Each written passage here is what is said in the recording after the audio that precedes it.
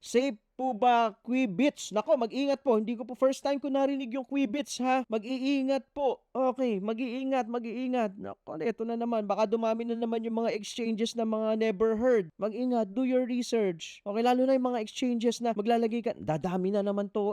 Kaya importante, mga titos and titas. Eto lang, request ko lang po sa inyong lahat, especially sa mga OGs. Alam nyo po, madami pong papasok na bagito dito sa crypto. At madami ding papasok dito na mga scammers. Alright? So, magtulungan lang po tayo na palaganapin natin yung information dissemination, ika nga. My duty here is to give information, to educate. Kayo naman po, kung maaari lang, ipakishare po yung mga videos natin. Video ko, video ni Coach Miranda Miner, at yung iba pang mga maaayos na content creators na fina-follow no. You believe na ito legit to na content creator. Kasi may mga papasok din dito, yung mga makikisakay lang eh. Yung kakapasok lang last month, tapos ang galing maggaganon. Marami yan. Yung last month, 2 months ago lang pumasok. Pumaldo dahil umaakit yung market. Tapos ang galing magdadakdak. Pag nagsalita, kala mo expert. Dadami rin po yan. So ang request ko lang, pakishare po kay Kuyang Jerome na channel, kay Coach Miranda, kay Tito G, kay Kristan. Okay? Yan yung mga kasama na natin dito na nag-educate eh. Yun lang po. Para at least, diba, yung mga papasok na bago, alam na nila. Kasi for example, ito, legit po ba itong Quibit? Ba, nagtatanong yan.